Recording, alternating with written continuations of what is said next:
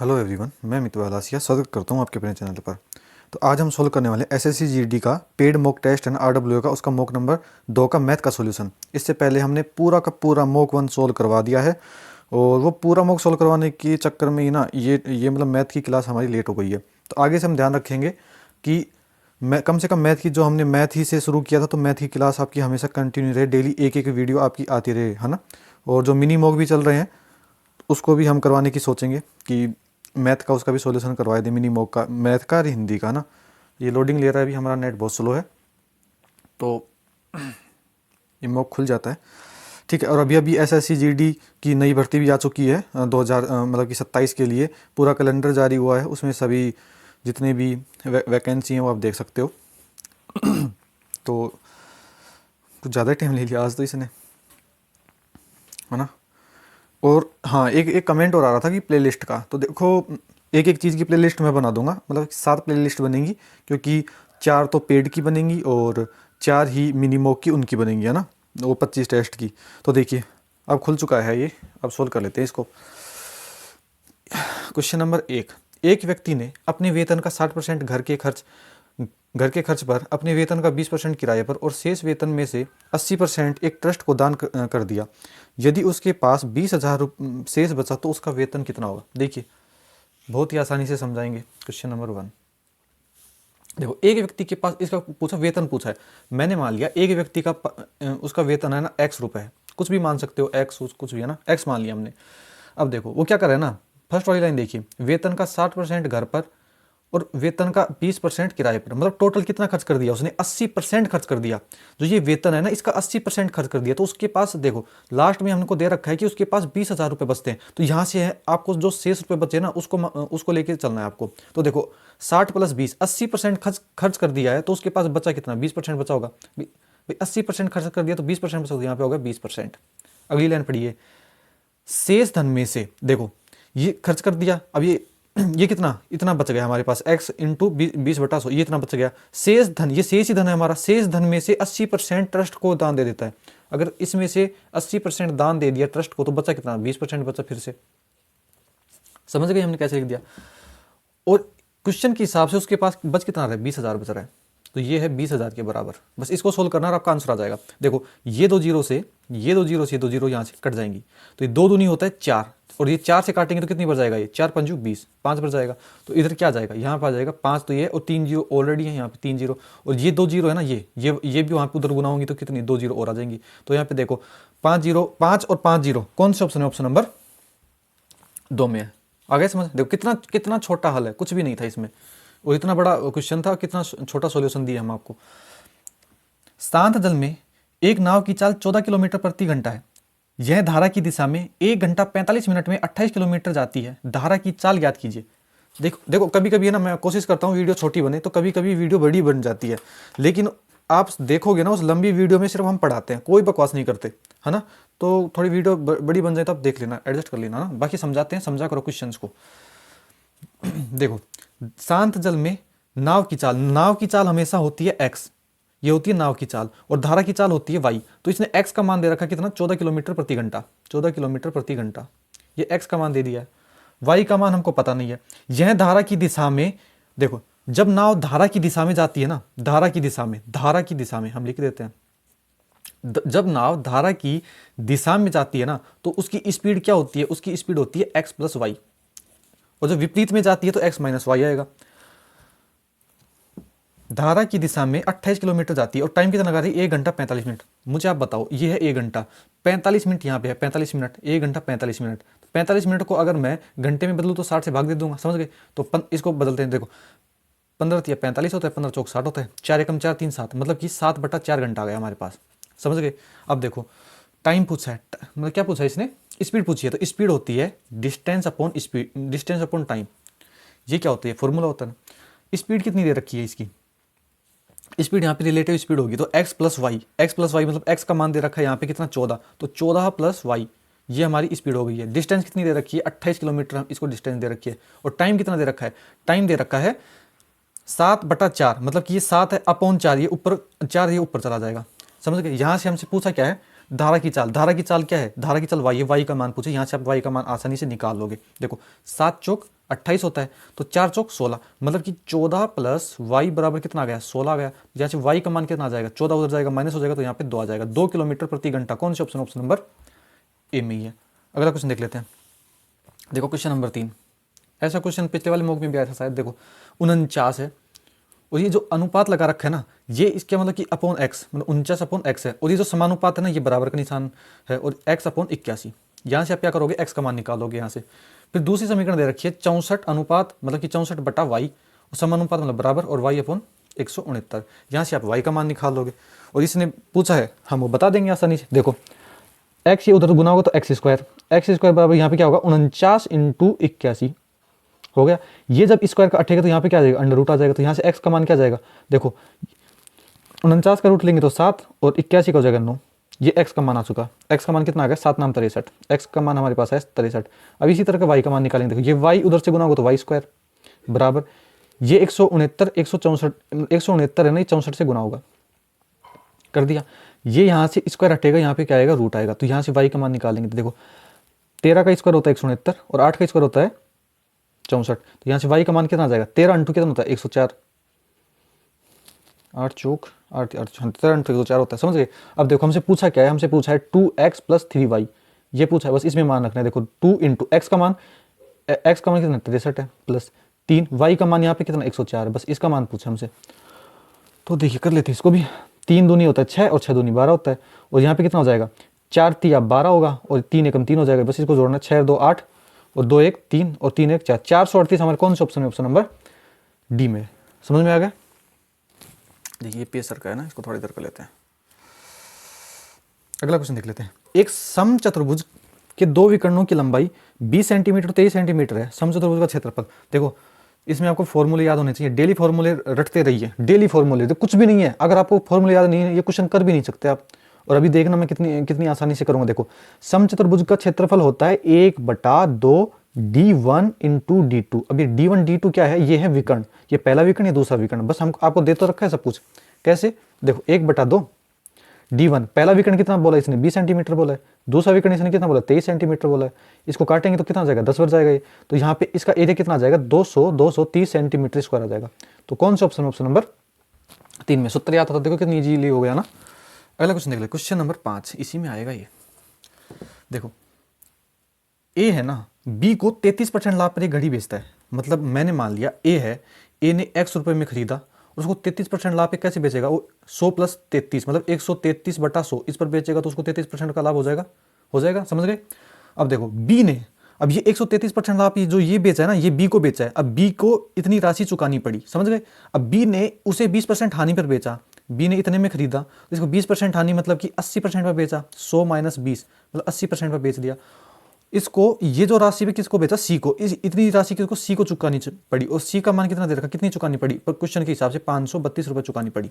बस इसको हल करेंगे, एक्स का मान आएगा। एक्स क्या है, ए की ए ने जितने में ए का क्रम मूल्य आ जाएगा, तो यहाँ से ए का क्रम मूल्य एक्स हो जाएगा। यहाँ पे एक्स का हमारा आंसर हो जाएगा। देखो 133 को इसको काटेंगे तो कितने बार कट रहा है, 4 बार कट रहा है। 4 को इसको काटेंगे तो 4 दूनी 8, 20 पर कट रहा है, और 20 से काटेंगे तो 5 पर कट रहा है। तो यहाँ से क्या हो जाएगा, एक्स देखो 100 इंटू 5 500, 500 और 500 उधर जाके गुना, मतलब कि 1 से गुना होगा तो कितना हो जाएगा 500। तो एक्स का मान हमारे पास कितना आ जाएगा 500। तो 500 कौन सा ऑप्शन, ऑप्शन नंबर 1 में ही है। आप बताइए मैथ आपको कैसी लग रही है, हाँ कमेंट किया करो। एक कमेंट, मतलब कि टाइम लग जाता है, कभी कभी 2 दिन लग जाते हैं पढ़ने में आपके कमेंट को, पर एक सिंगल कमेंट नहीं है जो मैंने आपको रिस्पॉन्स नहीं किया हो, लाइक नहीं किया हो, रिप्लाई नहीं किया हो, है ना। कमेंट किया करो यार, बहुत अच्छे से कमेंट करते हो आप। देखो ए बी और सी के एक व्यवसाय में धनराशि का निवेश इस प्रकार किया गया है कि ए के हिस्से का 2 गुना, बी के हिस्से का 4 गुना, सी के हिस्से का 6 गुना सभी बराबर है। देखो क्या बोला है, ए के हिस्से का 2 गुना, तो मैंने लिख लिया ए का हिस्सा है, इसका ये हो गया 2 गुना। फिर बोल रहा है बी के हिस्से का 4 गुना, तो ये बी हो गया, इसका हिस्सा 4 गुना हो गया। और बोला है सी के हिस्से का 6 गुना, तो ये सी हो गया, इसके हिस्से का 6 गुना हो गया। ये सब क्या है, आपस में बराबर है, तो यहाँ पे हमने बराबर लगा दिया, हो गए बराबर। अब देखो इसका रेशियो लेना है, तो देखो यहाँ पहले कॉमन आ रहा है। देखो 2 कॉमन, 2 से काटेंगे तो 2 एक बार जाएगा, 2 दूनी 4 आ जाएगा, यहाँ पे 2 तिया 6 हो जाएगा। अब देखो हमको ए का मान निकालना है, तो देखो ए को ढक लो, जो बच गया ना उसको गुना कर दो। ए को ढक लिया तो देखो 3 और 2 बच गए, 3 दूनी 6 आ जाएगा, तो ए की वैल्यू आ जाएगी 6। यहाँ पे ए है, ये बी है और ये सी है। ए का मान निकाला तो ए को ढक दिया तो 3 दूनी 6 हो जाएगा। अब देखो बी का मान निकालना, बी को ढक लो, बचेगा क्या, जो बच गया 3 और इधर बच गया 1, तो 3 एकम 3 हो जाएगा। ये समझे कैसे निकाल रहे हैं। अब देखो सी का निकालना है तो सी को ढक लो, अब बचा कौन, देखो यहाँ पे 2 से काटा था तो 1 बार हो जाएगा, समझ गए। देखो सी को ढक लिया, सी का निकालना है तो 2 बच गया और 1 बच गया, तो 2 को 1 से गुना करोगे तो क्या आएगा, 2 आएगा। ये ए बी सी का क्या आ गया, ये जिस अनुपात में राशि निवेश की थी ना, ए बी सी का अनुपात आ गया। उन्होंने क्या है कि उन्होंने लाभ कितने में 44,000 का लाभ प्राप्त किया। देखो 44,000, जब देखो जब टाइम बराबर होता है ना, तो जिस अनुपात में वो पूंजी निवेश करते हैं ना, उसी अनुपात, वही अनुपात क्या होता है, उनके प्रॉफिट का अनुपात होता है। तो ये जो अनुपात है ना, ये पूंजी का है, और टाइम बराबर है, तो यही अनुपात इनकी क्या हो जाएगा, पूंजी का हो जाएगा। मतलब कि ये प्रॉफिट का हो जाएगा। तो ये प्रॉफिट कितना मिला है इसको, 44,000 का प्रॉफिट हुआ है, तो इसको इस अनुपात में बांटना है बस, और कुछ भी नहीं है। देखो 6, 3, 9, 2, 11, मतलब 44,000 है ना, 11 की वैल्यू है। जिससे पूछा उससे गुना करते, ए का पूछे तो 6 से गुना करो, बी का पूछे 3 से, और सी का पूछे 2 से। तो ए का पूछा तो ए को मैं 6 से गुना कर दूंगा, बस इसको काटना। देखो 11 से काटेंगे तो 4 बार कटेगा, और 6 चौका कितना होता है 24, 24,000 आ जाएगा। 24,000 हमें कौन सा ऑप्शन में, ऑप्शन नंबर नहीं दिख रहा हमें, तो ऑप्शन नंबर 3 में है। अगला क्वेश्चन देख लेते हैं। एक नाव की गति और धारा की गति का अनुपात 35:8 है। नाव धारा के अनुकूल 5 घंटे 10 मिनट में जाती है। नाव को वापस आने में कितना समय लगेगा। देखिए बोट एंड स्ट्रीम का है ये क्वेश्चन, दिल्ली पुलिस में भी बोट एंड स्ट्रीम से बहुत आए थे ना, तो अगर इसके क्वेश्चन लगा लेना आप 10, 15, 20 ऐसे कुछ भी है ना, और मौके में आए तो बहुत अच्छी बात है। फिर तो देखो नाव, मतलब कि नाव की गति और धारा की गति का अनुपात दे रखा है, कितना है 35:8 है, 8 है। मैं इसको x मान लूँ, मतलब 35x और 8x हो गया। इसको काटोगे तो अनुपात में कट जाते हैं ना। x इसलिए माना है क्योंकि आप कंफ्यूज ना हो आगे अगर आपको जोड़ना पड़ेगा। तो देखो यहाँ पे टाइम कितना दे रखा है, देखो यहाँ पे टाइम दे रखा है 5 घंटा 10 मिनट। अगर मैं 10 मिनट को घंटे में बदलूँ तो 60 से भाग कर सकता हूँ। देखो यहाँ से काटेंगे 6 5 30, 30 रेख 31, तो टाइम आ गया हमारे से 31/6 आ जाएगा। समझ गए ये तो। बस अब क्या करना है, देखो अभी पहला क्वेश्चन था शायद, या कौन सा था, बोट एंड स्ट्रीम का नाव वाला था जो हमने आपको समझाया था। जब वो एक दिशा में जाती है ना, जब धारा की दिशा में जाती हैं तो चाल क्या होती है, जुड़ती है। और जब धारा के विपरीत में जाती हैं तो क्या होती है, धारा मतलब जो स्पीड है ना वो घटती है। तो अब यहाँ पे पहला पढ़िए, देखो नाव धारा के अनुकूल, धारा के अनुकूल जा रही है तो क्या होगी, स्पीड जुड़ेगी। तो मतलब कि 35x + 8x, ये स्पीड ही तो है, तो ये दोनों जुड़ेगी। तो 35 और 8 कितना हो जाएगा, 35 8 हो जाएगा 43, समझ गए। तो यहाँ पे हो जाएगा 43x हो गया, समझ गए।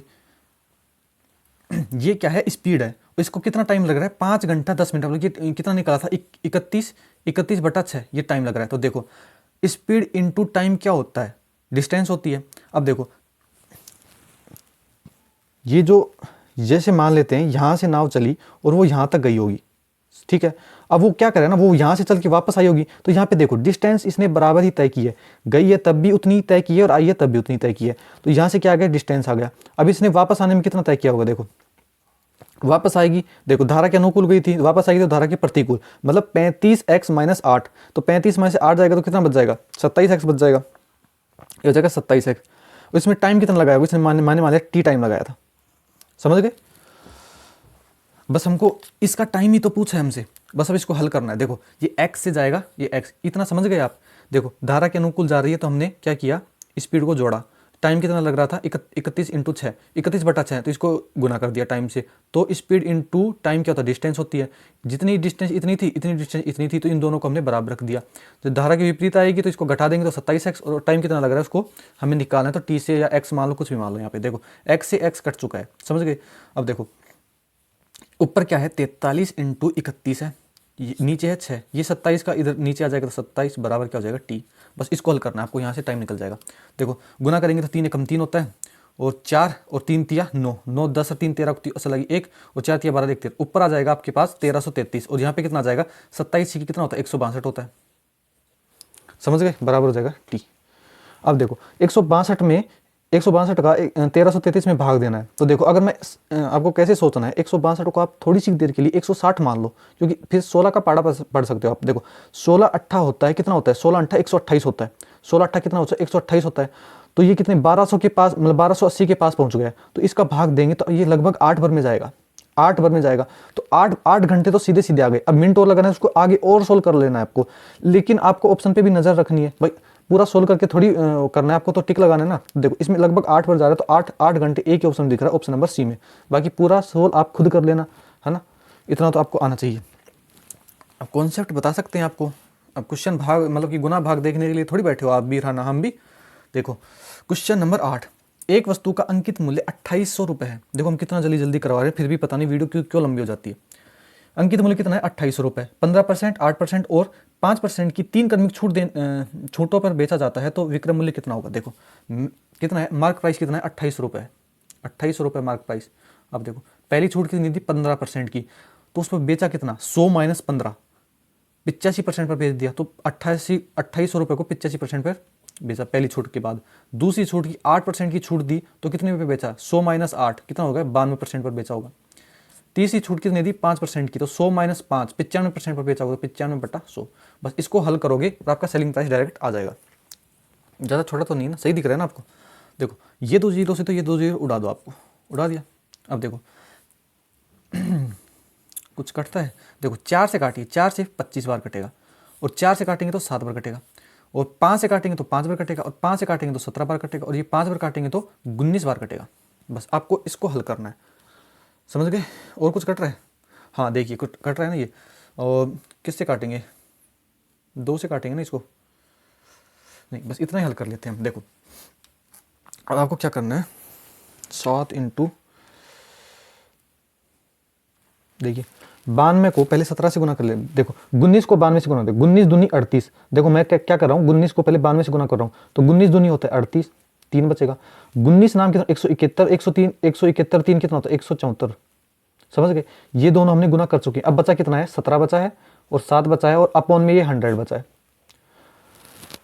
समझ गए। अब देखो मैं एक बार यूनिट डिजिट से चेक कर लूँ, कैसे करोगे, 8 को 7 से करो, 8 7 कितना होता है 56, और 6 को 7 से करोगे तो 6 को 7 6 की 42, तो लास्ट में 2 आएगा, तो लास्ट में 2 आएगा। लास्ट में 2 कौन से ऑप्शन में दिख रहा है, ऑप्शन नंबर सी में दिख रहा है। आपको पूरा हल करने की जरूरत नहीं है, जो भी बच्चे कर रहे होंगे एग्जाम में बैठ के अपने टाइम वेस्ट करेंगे, है ना। आपको ऐसे करना, देखो यूनिट डिजिट से चेक करना है। देखो अब मैं यूनिट डिजिट देखूँ तो देखो 2 ऑप्शन में दिख रहा है 6 और 6, दो ऑप्शन में दिख रहा है, लेकिन एक बार चेक तो कर लो, क्या पता 6 आए नहीं। तो देखो 8 7 56 होता है, यहाँ से 6 आया, 6 को 7 से करोगे तो कितना 7 6 की 42, 2 आएगा, तो यहाँ पे लास्ट में यूनिट 2 आ जाएगा, तो हमारा ऑप्शन नंबर सी हो जाएगा। अगला क्वेश्चन देखते हैं, x Q minus 27, x square minus x, ठीक है, और एक्स प्लस 2, इसका क्या पूछा है, एलसीएम पूछा है। इस क्वेश्चन को आप ना, मैं आपको लास्ट में समझाऊंगा, इसको थोड़ा छोड़ दीजिए, समझ गए, वरना अभी भाग जाओगे आप। देखो क्वेश्चन नंबर 10 देखते हैं, वो छोड़ा नहीं है, लास्ट में समझाऊंगा आपको ना, वो एल्जेब्रा लग जाएगा उसमें थोड़ा सा। देखो कल्याण है, अपनी आय का 80% खर्च करता है। देखो यहाँ पे मान लिया कल्याण की यहाँ पे होगी इनकम, ठीक है, यहाँ पे हो गया उसका खर्च, और ये मान लिया उसका हो गया बचत। तो कल्याण अपनी आय का 80% खर्च रहा है, मैंने मान लिया उसकी इनकम 100 थी, तो वो 80 खर्च कर दिया, तो बचाएगा कितना 20 बचाएगा, समझ गए। अब देखो उसकी आय में 15% की वृद्धि हुई, तो यहाँ पे देखो इसकी 15% का वृद्धि करेंगे, तो 100 पे 15% की वृद्धि में कितना हो जाएगा 115 हो जाएगा यहाँ से। और व्यय में 5% बढ़ जाता है, तो यहाँ पे खर्च कितना था 80 था, इसमें 5% बढ़ाएंगे, तो देखो इसका 5% कितना होता है 4 होगा, तो इसमें 4 बढ़ा देंगे तो कितना हो जाएगा, इसका 84 हो जाएगा अभी, समझ गए। अब देखो 115 में से अगर 115 उसकी इनकम है अब, और 84 वो खर्च करा है, तो बचा कितना आ रहा है, यहाँ से घटाई, देखो यहाँ पे कितना आ जाएगा 1 और 3, तो 31 रुपये बचा रहा है वो। तो इसने पूछा क्या है कि बचत में कितनी वृद्धि हुई, पहले उसकी बचत कितनी थी 20 थी, अब कितनी हो गई 31 हो गई, तो यहाँ पे कितनी वृद्धि हुई है, यहाँ पे वृद्धि हुई है इसकी 11 की, कितने पर 20 पर। परसेंटेज निकालने के लिए हमें 100 से गुना कर देंगे, तो 20 से काटेंगे तो 5 बार में, तो 11 5 55, तो उसकी 55% की बचत में वृद्धि हुई। कौन से ऑप्शन, ऑप्शन नंबर सी में।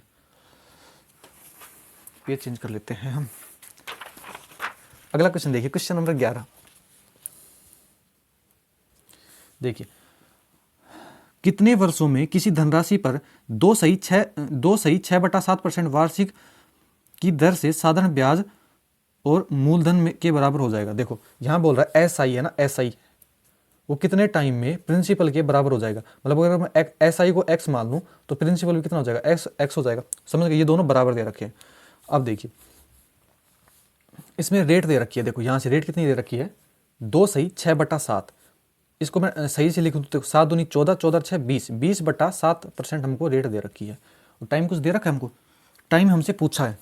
तो देखो आपको SI का फॉर्मूला पता होगा, SI बराबर होता है PRT/100। तो यहाँ पे SI कितना है, देखो यहाँ पे SI x, तो इसकी वैल्यू रखते हैं हम, देखो SI कितना x है बराबर पी का मान यहाँ पे देखो कितना, यहाँ पे भी एक्स है, क्योंकि एस आई और प्रिंसिपल हमेशा यहाँ पे इसमें बोला बराबर दे रखा है। आर का मान देखो, आर का मान रेट कितनी थी 20/7, 20/7 हो जाएगी। टी का मान हमको पता नहीं है, यहाँ से टी हो जाएगा, समझ गए। और अपॉन में ये क्या है 100, ये हमको फॉर्मूले में दे रखा है। अब देखिए इसको हल करते हैं। देखो ये एक्स से तो ये एक्स कट चुका है, 20 से काटेंगे तो 5 बार में, तो ये 7 5 35, तो ये 35 इधर आएगा, बराबर हो जाएगा टी। तो हमारा टाइम कितना आ गया 35 वर्ष। कौन से ऑप्शन में? ऑप्शन नंबर सी में। अगला क्वेश्चन देख लेते हैं।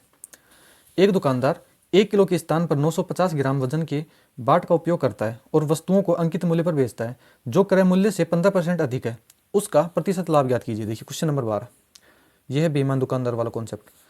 तो यहाँ पे हो गया सीपी कॉस्ट प्राइस क्रय मूल्य, इधर हो जाएगा सेलिंग प्राइस विक्रय मूल्य। तो देखो पहली लाइन में क्या बोल रहा है ना, 1 किलो के स्थान पर 950 ग्राम वजन का बाट का उपयोग करता है। तो इसमें आपको ये ध्यान रखना है, जितना वो 950 ग्राम वजन क्या कर रहा है ना, बाट का उपयोग कर रहा है, तो वो ग्राहक को तो हमेशा क्या करेगा ना 1000 ग्राम ही बताकर बेचेगा, समझ गए। लेकिन वो प्रयोग कितना करे 950, तो यहाँ पे 950 है ना, वो कॉस्ट प्राइस में लिखना है आपको, समझ गए। अब देखो अगली लाइन देखिए, क्रय मूल्य से 15% अधिक है। क्या है मतलब कि अगर उसका वो 100 रुपये का लेके आया ना, तो 15% अधिक मतलब कि कितना हो जाएगा 115 अधिक पे बेचेगा वो, समझ गए। बस इसको हल करना है आपको। तो देखिए ये 2 जीरो और ये 3 जीरो इसको उड़ा देंगी। तो देखो 5 से 19 बार में कटेगा, और ये 5 से काटेंगे तो 23 बार में। तो यहाँ पे क्या जाएगा, यहाँ पे आ जाएगा 19:23, समझ गए। अब देखो 19 की चीज़ आपने खरीदी और 23 में बेची, तो प्रॉफिट बता सकते हो कितने का प्रॉफिट हो रहा है, 4 का प्रॉफिट हो रहा है। 4 का प्रॉफिट कितने पर 19 पर। परसेंटेज निकालने के लिए हम 100 से गुना कर देते हैं, मतलब ये कितना हो गया 400 अपॉन 19, मतलब 400 में 19 का भाग देना है। देखो 19 से कम 19 दूनी होता है 38, तो यहाँ पे बचेगा 2, तो ये 0 नीचे आ जाएगी। देखिए तो जाएगा 19 से कम 19 बार मतलब 1 बार जाएगा, तो यहाँ पे कितना जाएगा 1 बच जाएगा। तो 21 सही 1/19 कौन से ऑप्शन में? ऑप्शन नंबर डी में है। समझ में आ रहा है। अगला क्वेश्चन देखते हैं। पी क्यू आर का औसत कितना दे रखा है 58 किलो। यदि पी और क्यू का औसत वजन 54 किलो है और क्यू और आर का औसत वजन 48 किलो है, तो क्यू का भार बताइए। देखिए क्वेश्चन नंबर 13। तो देखो पी क्यू और आर, इसका औसत भार कितना दे रखा है 58 दे रखा है, 58। अगर मैं इसका योग पूछूं तो कितना, 3 से गुना कर देंगे, तो योग कितना आ जाएगा 8 या 24 2, 5 या 15 2 17, ये इसका क्या आ जाएगा योग आ जाएगा। अब देखो पी और क्यू का औसत भार कितना देखा है 54, तो यहाँ पे पी प्लस क्यू, इसका कितना औसत कितना है 54 है। इसका योग निकालने के लिए जितनी संख्या उससे गुना कर देंगे, तो यहाँ पे कितना आ जाएगा 54 दूनी कितना होता है 108, तो यहाँ पे 108 आ जाएगा।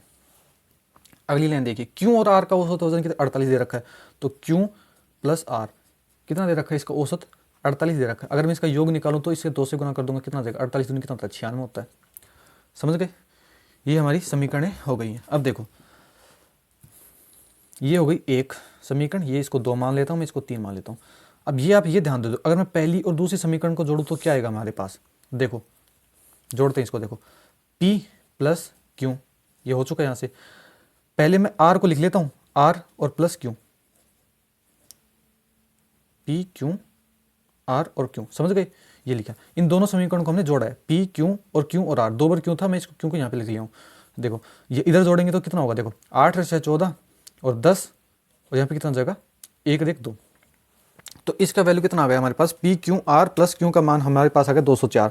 अब पहली समीकरण से देखिए हमें पी क्यू आर का मान हमको कितना है, यहाँ पे 174 है। तो मैं अगर पी क्यू आर का मान यहाँ पे 174 रखूँ, तो ये 174 इधर आके क्या हो जाएगा माइनस हो जाएगा, तो क्यू की वैल्यू कितनी आ जाएगी यहाँ से 204 तो ऑलरेडी था, ये 174 क्या आएगा इधर आके घट जाएगा, तो कितना बच जाएगा 0, थोड़ा ऊपर कर लें 0, और यहाँ पे 3 बचेगा। तो यहाँ पे क्यू की वैल्यू हमारे पास कितनी आ जाएगी 30 किलो आ जाएगी। तो यहाँ पे क्यू का मान हमसे पूछा था, तो ऑप्शन नंबर सी हो जाएगा। समझ में आ गया। अगला क्वेश्चन देख लेते हैं। टीना एक काम का आधा भाग 6 दिनों में पूरा करती है। 1 मिनट रुकिए, देखिए पेज ले लें। देखो टीना एक काम का आधा भाग 6 दिनों में पूरा करती है, बाद में श्याम की मदद से वह शेष कार्य को कितने में 4 दिनों में पूरा करती है। श्याम अकेले संपूर्ण कार्य को कितने दिनों में पूरा करेगा। देखो टीना किसी आधा काम, देखो यहाँ पे हो गई टीना, ये हो गई टीना, ये क्या करिए ना आधा भाग को कितने दिनों में पूरा करिए 6 दिनों में पूरा करिए, समझ गए। श्याम की मदद से मतलब कि अब क्या करेंगे, अब टीना और श्याम दोनों मिलकर काम करेंगे। श्याम की मदद से आधा काम 4 दिनों में ये आधा काम ये दोनों कितने दिन में कर रहे हैं? 4 दिनों में कर रहे हैं। समझ गए? इसमें क्या होता है ना, देखो यहाँ पे एक काम बनाने के लिए मैं 2 से गुना करूँगा तो ये देखो ये 2 है ना, ये नीचे का, ये उधर गुना हो जाता है। तो देखो यहाँ पे कितना आ जाएगा? 12 आ जाएगा। इसको गुना करेंगे तो 4 दूनी 8 हो जाएगा यहाँ से। अब इस क्वेश्चन को ऐसे पढ़िए, टीना किसी काम को 12 दिन में कर सकती है और टीना और श्याम मिलकर उस काम को 8 दिन में कर सकते हो। तो ये क्वेश्चन बहुत आसान है ना, बेसिक है बिल्कुल। देखो इसको एलसीएम लेंगे तो 24, 12 दूनी 24 होता है और 8 दिया 24। समझ गए? तो यहाँ पे देखो टीना की वैल्यू कितना है? टीना की एफिशिएंसी आई है 2, तो श्याम की एफिशिएंसी 1 रही होगी, तभी तो ये दोनों मिलकर 3 एफिशिएंसी बनेगी। समझ गए? अब देखो क्या बोल रहा है कि संपूर्ण काम को श्याम अकेला कितने दिन में पूरा कर सकता है? तो काम कितना है? 24 करवाना है और किससे करवाना है? श्याम से। तो श्याम की एफिशिएंसी का भाग दे देंगे तो ये कितना आ जाएगा? 24 दिन। 24 दिन। कौन से ऑप्शन नंबर 4 में। अगला क्वेश्चन देख लेते हैं। एक कार 5 घंटे में 275 किलोमीटर की दूरी तय कर सकती है। यदि उसकी चाल 5 किलोमीटर प्रति घंटा कम कर दी जाए तो कार 250 किलोमीटर की दूरी तय करने में कितना समय लगेगी? देखिए क्वेश्चन नंबर 15। देखो एक कार है जो कितना किलोमीटर दूरी कर रही है? 275। कितने टाइम में? 5 में। तो यहाँ पे क्या जाएगी? ये इसकी स्पीड आ जाएगी। तो स्पीड कितनी आएगी? 5 में 25 और 25 25, यहाँ पे आ गई 55 किलोमीटर प्रति घंटा। ये इसकी क्या आ गई? कार की स्पीड आ गई। अगली लाइन में बोला है कि इसकी चाल 5 किलोमीटर प्रति घंटा कम कर दी जाए। मतलब इसमें से अगर मैं 5 किलोमीटर इसकी कम कर दूँ, कितनी बच जाएगी? 50 किलोमीटर प्रति घंटा ये स्पीड इसकी फिलहाल बच चुकी है। अब 250 किलोमीटर की दूरी को तय करने में कितना समय लगेगा? देखो टाइम, तो डिस्टेंस कितना है? 250 किलोमीटर, 250। स्पीड हमारे पास कितनी आ गई? 50 आ गई। इसको टाइम कितना लगेगा? देखो कितना लग जाएगा? 5 घंटे लग जाएंगे, 5 आवर्स। तो कौन से ऑप्शन नंबर। अगला क्वेश्चन देख लेते हैं। रमन ने 12% की एकल छूट के बाद एक मोबाइल फ़ोन के लिए 18,856 का भुगतान किया। यदि रमन को 4% और 8% की क्रमिक छूट दी जाती है तो रमन कितना भुगतान करेगा? Question number 16। तो देखो 12% की एकल छूट देने के बाद कितना भुगतान किया है? 18,656 इसका भुगतान किया है। समझ गए? कितनी परसेंट की? ये क्या ना, ये कब भुगतान किया? ये 12% की छूट देने के बाद किया है। तो ये किसका मान है? 100 माइनस 12, मतलब ये है 88 की वैल्यू। ये है 88 की वैल्यू। अब पूछा किससे? उससे गुना कर देंगे। तो पूछा है 4% और 8% की 8% की क्रमिक छूट दी जाती है ना। तो पहले आप क्या करना है ना, इसको 4 और 8 का आपको क्या करना है? इसकी सक्सेसिव रेट निकालनी है। तो देखो ये होता है a plus B minus A plus B upon 100, ये पता है आपको। तो यहाँ पे देखो a का मान कितना है? 4 है, प्लस b का मान 8 है, माइनस, और यहाँ पे गुना आएगा। हाँ देखो a इंटू बी, मतलब कि 8 चौक 32 हो जाएगा अपॉन 100 हो जाएगा। समझ गए? 8 4 12, 12 में से आपको कितना घटाना है? 0.32 घटाना है। तो कितना आ जाएगा? ये आएगा 11 देखिए ये आएगा 11.88 आ जाएगा। समझ गए? तो इतनी एकल छूट इन्होंने दी है। समझ गए? देखिए अब इसमें से क्या करना है? अगर इतनी छूट दे दी है तो सेलिंग प्राइस कैसे निकालोगे? सेलिंग प्राइस कैसे? 100 माइनस 100 माइनस 11.88। समझ गए? देखिए तो कितना आ जाएगा? यहाँ से आएगा 88.32 आ जाएगा। समझ गए? यहाँ पे आएगा 11.68 आएगा ना, 11.68 आएगा। इसमें 11.68 में से जब आप ये घटाओगे तो 88.32% आ जाएगा। समझ गए? तो इसका हमको वैल्यू पूछा है, तो इसका मतलब कितना आ जाएगा? 88.32% का हमसे वैल्यू पूछा है। समझ गए? ये 88 का मान दे रखा है और हमसे 88.32 का हमको निकालना डायरेक्ट। आप इसके और भी मेथड हैं, उससे भी कर सकते हो, फिलहाल हम इससे कर रहे हैं। ठीक है? देखो ये पॉइंट हटेगा, यहाँ पे क्या आएगा? अपॉन में 100 आ जाएगा। इसको हल करते देखो ये 88 है, तो इसमें जाहिर सी बात है ये 11 से कटेगा। देखो 11 से काटे 11 88, तो 11 से काटेंगे तो 11 एकम 11, कितना बच गया? 7 बच गया। तो 11 6 66, 10 बच गया। और 11 नाम 99, कितना बच गया? 6 बच गया। तो 11 6 66, ये हमारे इसको काटेंगे तो कितनी बार कटेगा? ये इतनी बार कटेगा। अब देखिए इसको 8 से और कट रहा है। देखो 8 से काटेंगे तो 8 दूनी 16, 8 एकम 8, 8 दूनी 16, 212 बार। अब देखो क्या बचा है हमारे पास? ये इधर बचा है 88, 32 को 212 से गुना करना है और अपॉन 100 ऑलरेडी है। समझ गए? तो इसको आपको गुना करना आना चाहिए। समझ गए? बाकी हम आपको कर देते हैं। देखो मेरा क्या हुआ समझ में आएगा नहीं, इसके लिए अलग से क्लास लगेगी तभी समझ में आएगा। देखो 2 से करेंगे 2 दूनी 4 होता है, फिर यहाँ पे 3 दूनी 6, 6 और 2, 6 और 2 कितना होगा? 8 होगा। फिर यहाँ पे देखो इसे करेंगे तो 8 दूनी 16, देखो इसको इससे गुना कर रहा हूँ मैं, इसको इससे और फिर इनको सभी को जोड़ रहा हूँ। तो 8 दूनी 16, 16 3 19, और 19 और 4 कितना होता है 23, तो यहाँ पे 2 बच जाएगा।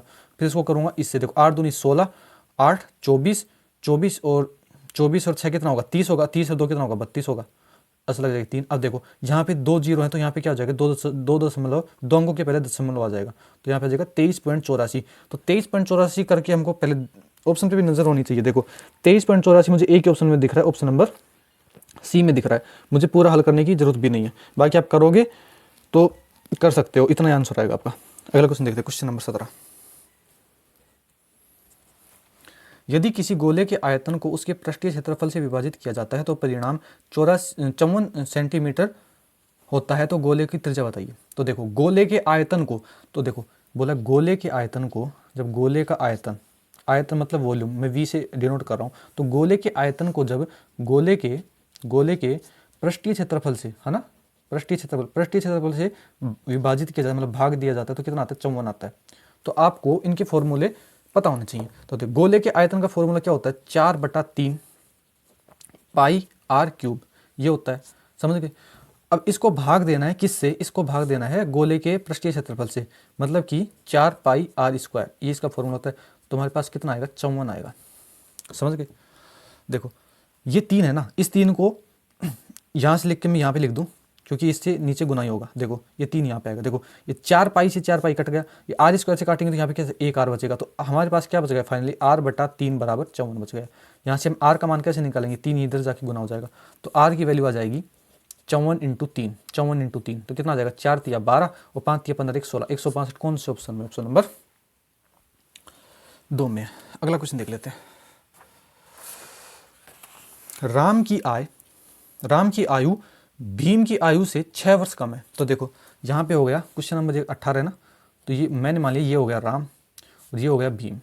तो क्या बोल रहा है, राम की आयु भीम की आयु से 6 वर्ष कम है। अगर भीम की आयु x है तो राम की इससे 6 कम है, तो x - 6 हो जाएगी, समझ गए। 3 वर्ष बाद यहाँ पे इसमें भी 3 वर्ष जुड़ेगा। देखो 3 वर्ष बाद मतलब कि ये 3 साल आगे जाएगा, ये भी 3 साल आगे जा रहा है।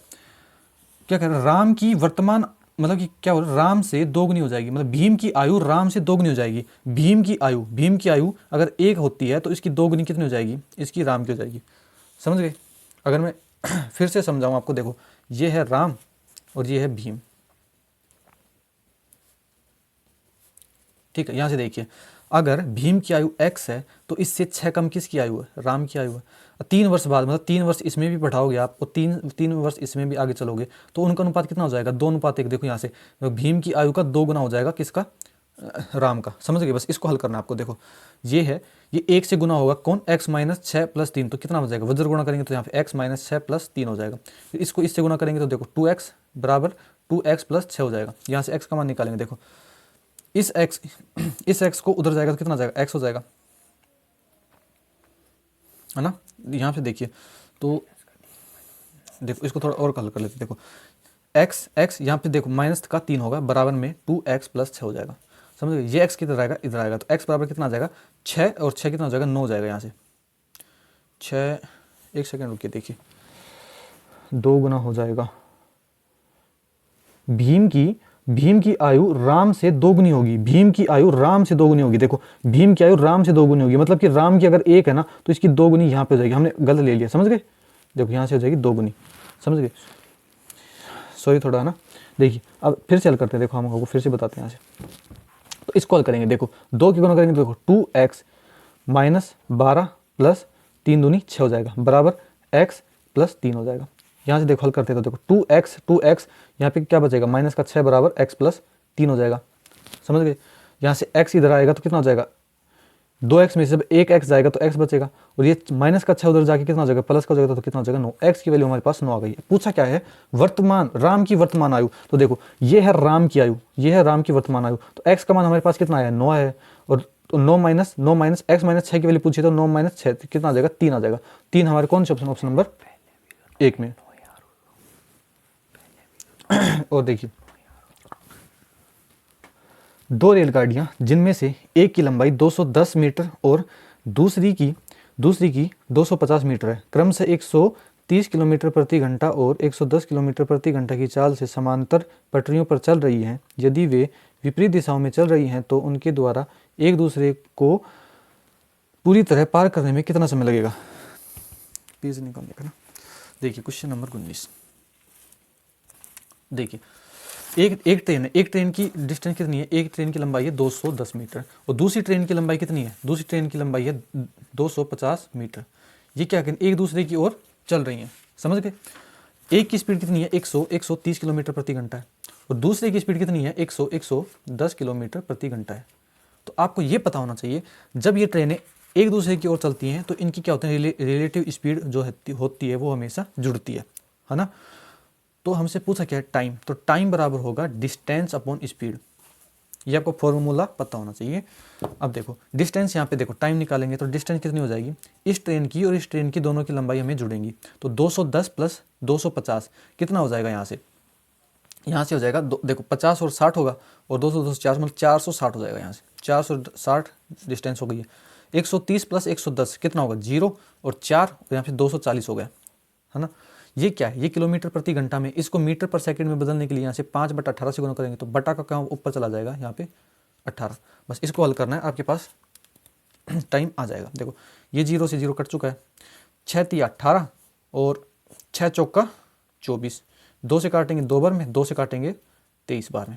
तो देखो 23 तिया कितना होगा? 69 और 5 दूनी 10। तो टी का मान कितना आ जाएगा? देखो 10 का भाग देना बहुत आसान है, तो जितना 1 0 तो यहाँ पे क्या हो जाएगा? 1 दशमलव छोड़ के 6.9 सेकंड। कौन से ऑप्शन नंबर 1 में? अगला क्वेश्चन देख लेते हैं। एक दुकानदार 13.56 प्रति किलोग्राम वाले गेहूं की 30 किलोग्राम मात्रा को 18.15 प्रति किलोग्राम वाले गेहूं की 20 किलो मात्रा के साथ मिलाता है। 30% लाभ अर्जित करने के लिए उसे मिश्रित गेहूं को प्रति किलोग्राम किस मूल्य से बेचना चाहिए? देखिए इसमें आपको ना एलिगेशन लगाना है, समझ गए? देखो पेज हम चेंज कर लेते हैं। Question number 20। देखो ऊपर क्या लिखना है ना, ऊपर जो भाव होता है ना वो लिखना होता है और नीचे क्या लिखनी होती है? क्वांटिटी। तो देखो भाव क्या दे रखा है? 13 पॉइंट मतलब रेट पैसा 13.56 दे रखा है। तो ये कितना है? 13.56 किलोग्राम के वाले गेहूं की 30 किलो, तो इसके जस्ट नीचे लिखेंगे 30 किलो। इसका कितना है? 30 किलो है।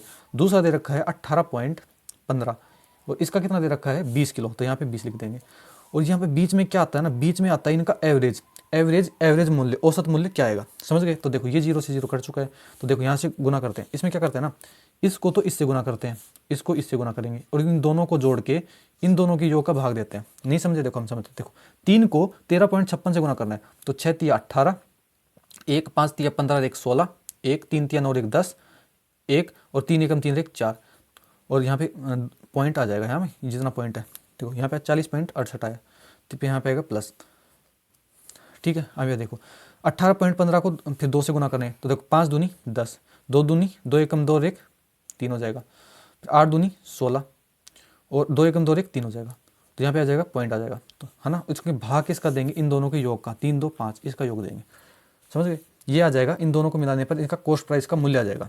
अब देखो जोड़ लेते हैं इसको, तो ऊपर आएगा 8, 6 3 9 पॉइंट और 6 और 4 3 7, ये तो 76 पॉइंट आ गया 98 और अपॉन में किसका भाग देंगे? 5 का। तो ये आया है हमारे पास कॉस्ट प्राइस। लेकिन इसको बोला क्या है? इसको बोला कि 30% लाभ अर्जित करने के लिए, तो 30% का लाभ अगर हमें चाहिए तो इसको 130/100 से गुना कर देंगे, तो ये हमारे पास फाइनल आंसर आ जाएगा, इस मूल्य पर बेचना होगा। देखिए अब इसको हल करते हैं। देखिए ये पॉइंट हटाएंगे तो अपॉन में 2 0 आ जाएंगे, ये 1 0 से 1 0 कट चुका है यहाँ से।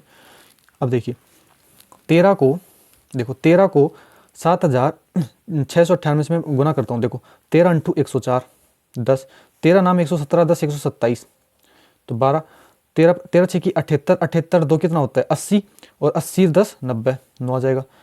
13 5 13 7 91, 91 9 कितना होता है? 91 9 कितना होता है? 100 होता है। ये आ गया। अब नीचे कितना बच गया? नीचे बच गया 5 × 100, है ना। इससे हमको भाग देना है। देखो मैं अगर ऊपर नीचे 2 से गुना कर दूं, 2 से गुना कर दूं तो देखो क्या हो गया? 1 0 और थी यहाँ पे, है ना। देखो अगर ऊपर नीचे 2 से गुना कर दूं तो क्या हो जाएगा? ये जो 5 है ना, इससे 2 से गुना होकर 0 बना लेगा, है ना। तो ऊपर से हम गुना करते, देखो 4 दूनी 8 हो जाएगा, यहाँ से 7 दूनी 14 1, तो यहाँ पे 1 आ जाएगा, 2 0 आ जाएंगे और 2 एकम 2 हो जाएगा। नीचे क्या हो गया, ये 5 दूनी क्या मिलके क्या हो गया, 1 जीरो बना लिया इन्होंने, और 3 जीरो ऑलरेडी थी, तो 1 2 3, बस इसका भाग देना है। तो देखो जितनी जीरो नीचे हैं उतना अंक छोड़कर ऊपर दशमलव लग जाता है। तो 1 2 3 4, तो यहाँ पे 4 अंक छोड़ दे, 1 2 3 और 4, तो यहाँ पे क्या है, यहाँ पे आ जाएगा। तो 20.0 करके ऐसे आएगा। तो 20 हमारे कौन से ऑप्शन नंबर 1 में ही है। उम्मीद है समझ में आएगा ना। अब हमने पीछे एक क्वेश्चन छोड़ा था, उसको हम करवा देते हैं आपको। देखिए क्वेश्चन नंबर 9। देखिए इसमें क्या है ना, एक्स क्यूब माइनस 27, 3 संख्या थी, x cube minus 27, x square minus x है ना, और माइनस का 6 और है, तो एक्स प्लस 2 है। ये 3 मान दे रखे हैं आपको। तो इसमें क्या करना है, पहले आपको इसके फॉर्मूले आपको याद होने चाहिए अलजेब्रा के, समझ गए। तो देखो यहाँ से क्या है ना, ये पहले ये लेते हैं, पहला मान है, ये दूसरा मान है, ये तीसरा मान है। तो हम पहले लेंगे, इसको मैं लिख देता हूँ, इसको मैंने मान लिया ए, इसको मैंने मान लिया बी, इसको मान लिया मैंने सी संख्या मान ली। तो पहले हम ए को हल करेंगे। तो ए को हल कैसे करेंगे, देखो ये क्या है, एक्स क्यूब माइनस 27 है। तो मैं इसको क्या लिख सकता हूँ, इसको मैं लिख सकता हूँ एक्स क्यूब माइनस 3 का क्यूब, समझे।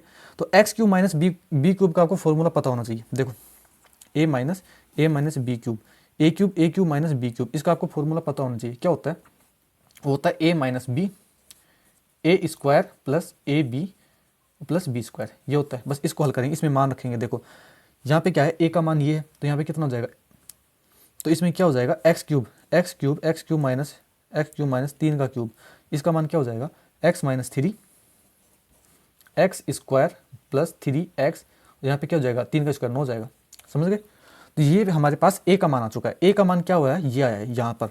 तो ये इसको क्या माना था हमने, ए माना था। ए का मान कितना आ गया हमारे पास, ये आ चुका है।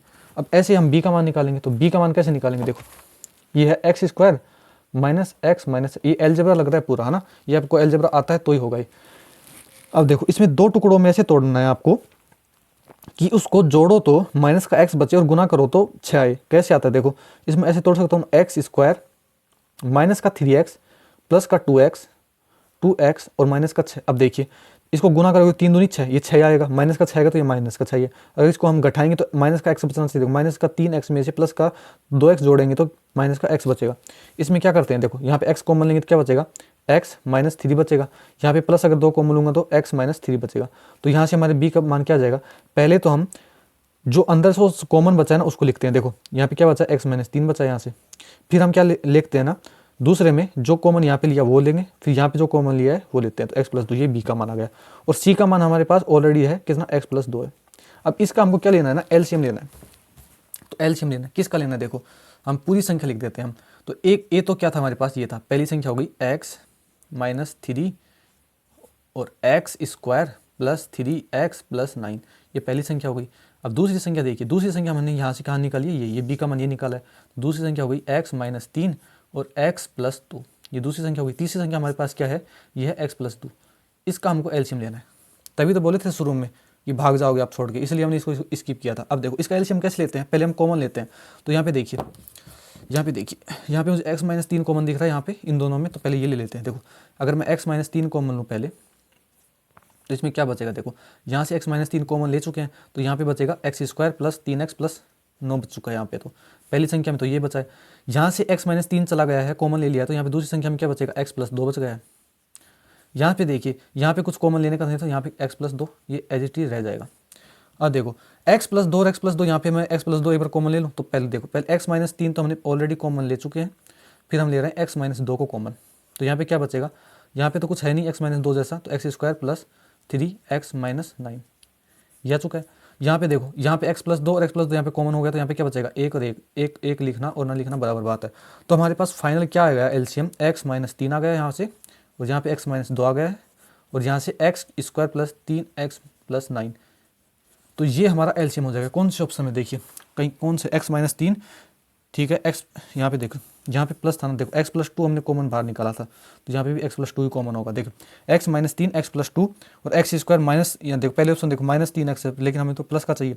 तो देखिए नीचे चलते हैं, x माइनस 3 x प्लस 2 और एक्स स्क्वायर प्लस 3x, यहाँ पे माइनस है तो हमारा लास्ट ऑप्शन हो जाएगा। देखो x माइनस 3 x प्लस 2, देखिए लास्ट का ऑप्शन हमारा बिल्कुल मैच कर रहा है, तो हमारा ऑप्शन नंबर डी हो जाएगा। उम्मीद है आपको सारे क्वेश्चन समझ में आए होंगे, और इनकी हम प्लेलिस्ट बना देंगे, है ना, और अब डेली हो पॉसिबल होगा ना, डेली मिनी मॉक है ना, उसका भी सॉल्यूशन करवाएंगे। मैथ से स्टार्ट किए थे, मैथ को हम कभी नहीं छोड़ेंगे।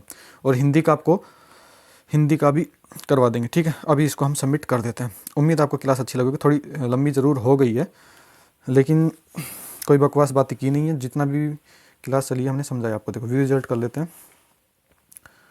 देखिए नेट हमारा स्लो है थोड़ा। देखिए 20 क्वेश्चन किए थे, 20 की 20 हमारे क्वेश्चन सही हैं। और अब जाइए मॉक लगाते हैं, तो मॉक लगा सकते हो। बाकी किसी ने पेड नहीं ले रखा है तो यहाँ से भी आप सोल्व कर सकते हो, ठीक है। और हम प्ले लिस्ट बना देंगे, एक एक जो भी मॉक है ना उसका सोल्व करवा देंगे। तो फिर मिलते हैं अगले वीडियो में, तब तक के लिए धन्यवाद।